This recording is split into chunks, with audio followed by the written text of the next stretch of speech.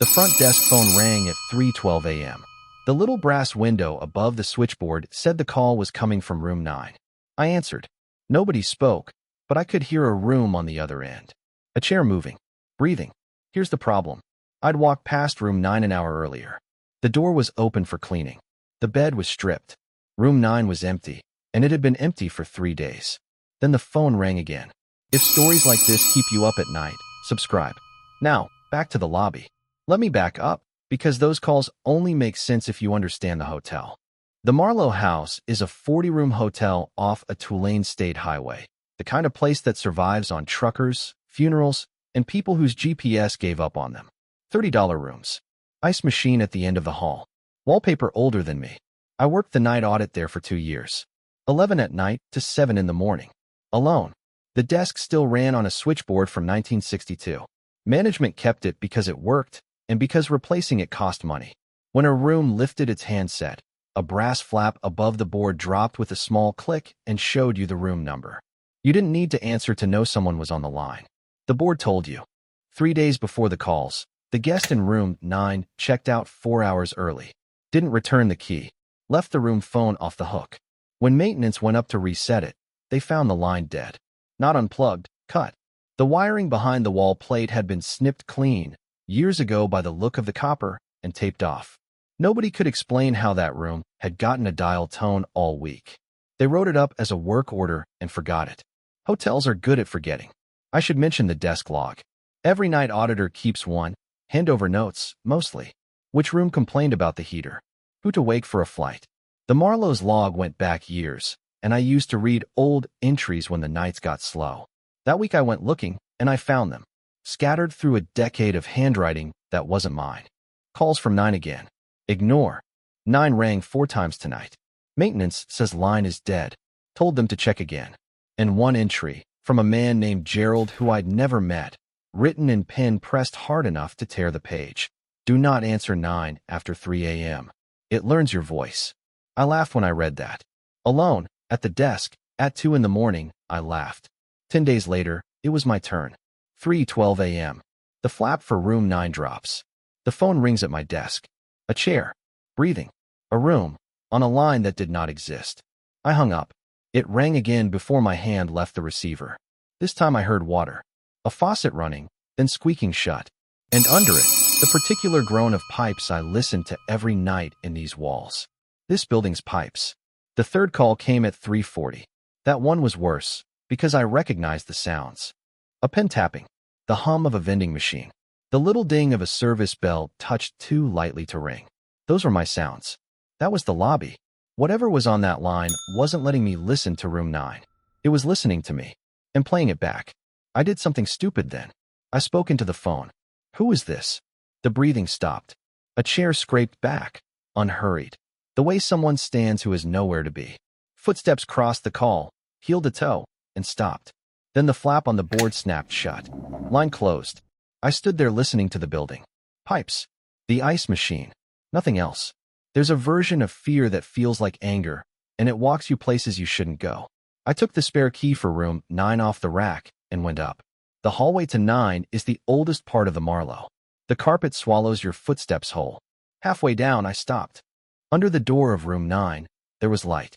Warm lamplight. Shifting slightly, the way light moves when someone passes in front of it. The breaker for that room had been off for 3 days.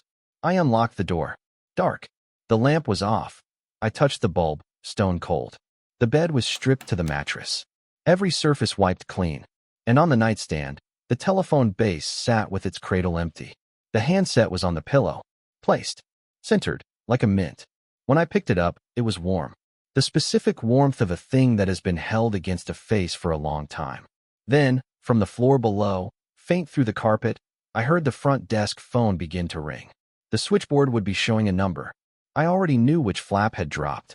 I set the handset on its base, locked the door, and made myself walk, not run, back to the lobby. By the time I reached the desk, the ringing had stopped. The flap for room 9 was down. I pushed it back up with one finger, and it resisted, gently, like the other end wasn't done. The lobby felt different after that. Every creak was something choosing not to ring. Every brush of pipes sounded like breathing deciding to stay quiet. I made coffee, and my hands shook hard enough to spill it. Maintenance took the whole phone out of room 9 the next morning. Base, cord, everything, coiled into a cardboard box in the back office. The call stopped. But here's the part one can't put down. Finishing that morning's audit, I went through the guest ledger, the big handwritten one the Marlowe never digitized. Near the top of a page gone yellow with age, in ink faded brown, there is an entry for room 9. No name. Check-in, October 1981. The checkout column, blank. I had turned past that page 100 times. I had never seen it. I showed the day manager. She looked at it for a long moment. Then she closed the book and asked me one question. Did you go in the room? I said yes. She didn't say anything else. She just carried the ledger into the back office, and after that, it stayed there. For 8 months, nothing. The Marlowe went back to being a tired building full of ordinary sleep. Then, one night in February, a man walked in out of the sleet and asked for room 9 by name. It was 3:15, and it was the kind of storm that empties a highway. I hadn't seen headlights in over an hour, and headlights announced themselves at the Marlowe. They sweep the lobby glass like a searchlight. There'd been nothing. The door chimed anyway. The man was maybe 60, gray wool coat soaked through, no bag, no car keys in his hand. He crossed to the desk, set both palms flat on the counter, and said, 9, please. Not a question. The way you'd say it to a waiter who already knows your order. I told him room 9 was out of service. He looked at me the way you look at a new employee. She keeps it for me, he said.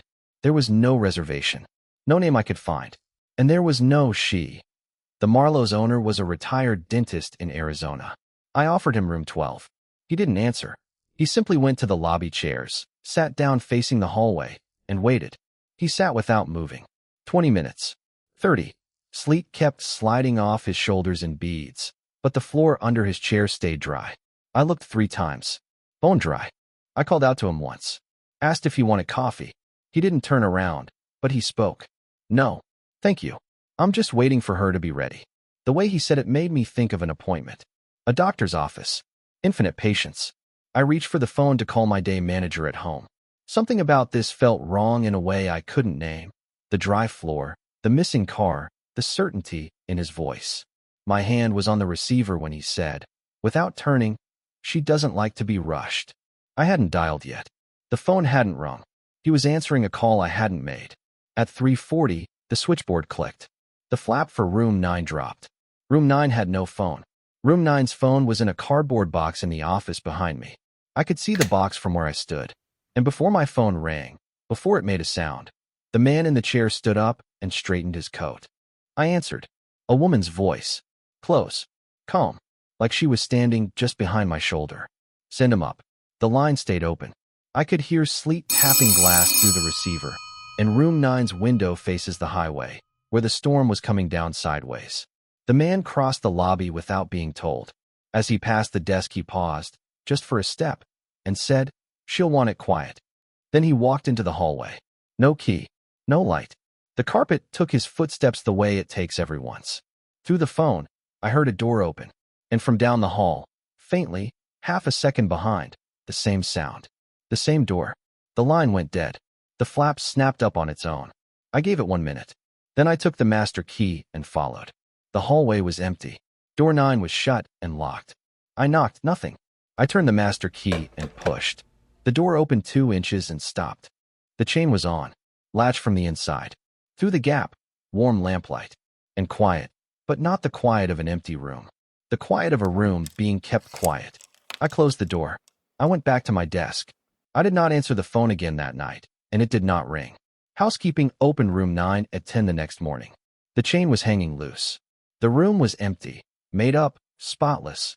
No one had checked out, because no one had ever checked in. But the day manager brought the old ledger out of the office one last time, and she let me see the page. The entry from October 1981, no name, no checkout, had changed. The checkout column was filled in. That morning's date. In the same faded brown ink, dried 40 years ago. People ask why I kept working nights there after all of that. The honest answer is this. Whatever kept room 9, it always dialed the desk first, and I would rather be the one who answers than the one it goes looking for. If you made it this far, subscribe. New stories every night.